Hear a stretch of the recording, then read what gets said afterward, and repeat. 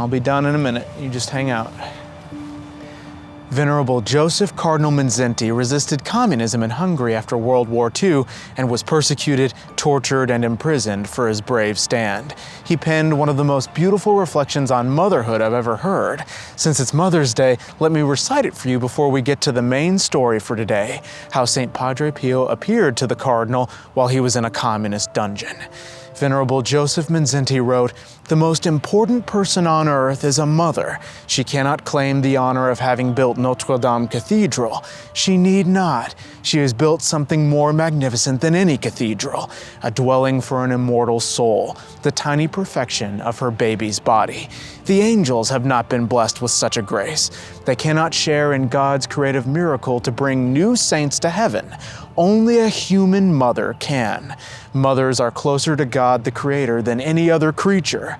God joins forces with mothers in performing this act of creation. What on God's good earth is more glorious than this, to be a mother?" The Catholic Men's Podcast, helping you find good works of literature for the Catholic gentleman. József Cardinal Mindszenty, Archbishop of Esztergom, Primate and Regent of Hungary, was arrested by the communist regime in 1948 and condemned to life imprisonment the next year. He was falsely accused of conspiring against the government and spent 8 years in jail and under house arrest. By injecting drugs, the Cardinal's torturers got him to sign a false confession under duress. The document claimed that he conspired against the communist dictatorship and stole the Hungarian crown jewels in order to crown the legitimate heir to the Hungarian throne, Archduke Otto von Habsburg, as Emperor of Eastern Europe, and also of planning to launch a third world war against Moscow. So pretty much the craziest claims that the idiots could come up with. Cardinal Mindszenty was released by freedom fighters during the anti-communist uprising of 1956 and obtained asylum in the U.S. Embassy in Budapest for 15 years. It's amazing that he had so much influence on the public that his mere presence at the embassy continued to disrupt the Marxist regime. He was the #1 symbol of anti-communism still present in the country, and the Reds definitely wanted the Vatican to remove him. Unfortunately, in 1973, for reasons I'll never be able to understand, Pope Paul VI ordered Cardinal Mindszenty to resign and depart from the archdiocese. After he returned and saw the sorry state of affairs in Rome, the cardinal lamented in Latin, "Ego debuisem mori in Hungaria," I should have died in Hungary. He felt betrayed by the Vatican policy of reconciliation with communism led by Monsignor Casaroli. This absurd policy was known as rapprochement or détente. Venerable József Mindszenty died in exile in Vienna, where he went after surreptitiously leaving the Vatican in 1975. His process of beatification is in progress. And now that you have a vague notion of Cardinal Mindszenty's life and the tragic sufferings he endured, I have to tell you the incredible true story of how St. Padre Pio bilocated to visit him in his jail cell. This incident can be found in the book Padre Pio, His Church and Places Between Devotion, History, and Art by Stefano Campanella, which I think is only in Italian, unfortunately, but don't worry, I have many books on St. Padre Pio in English that I'll recommend in future episodes. Bilocation is an extraordinary mystical phenomenon that causes a person to be in two places at the same time. And St. Padre Pio definitely had this rare gift, which is confirmed by many testimonies. Eyewitnesses in different places attested to his presence, described him, and even talked with him simultaneously.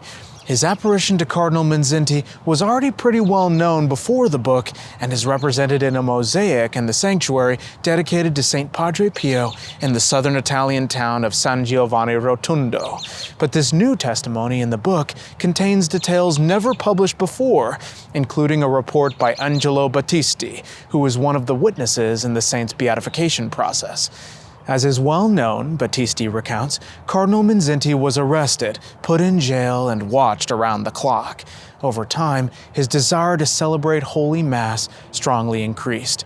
One morning, Padre Pio presented himself before him with everything he needed.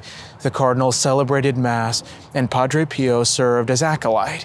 Then they spoke, and finally, Padre Pio disappeared with everything he had brought with him.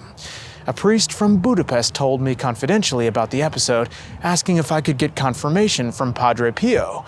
I answered that if I were to ask something like that, Padre Pio would drive me out of the room, hollering. But on a March evening in 1965, at the end of a conversation, Battisti asked Padre Pio, "Father, did Cardinal Mindszenty recognize Padre Pio?"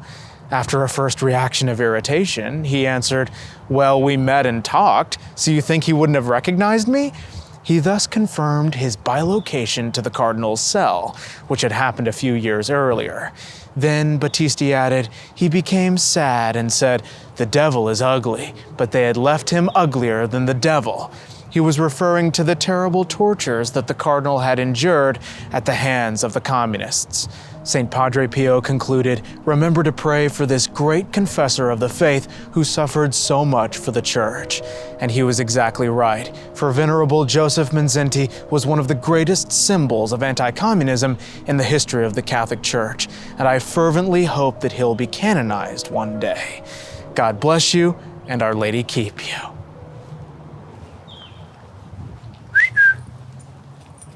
Good boy.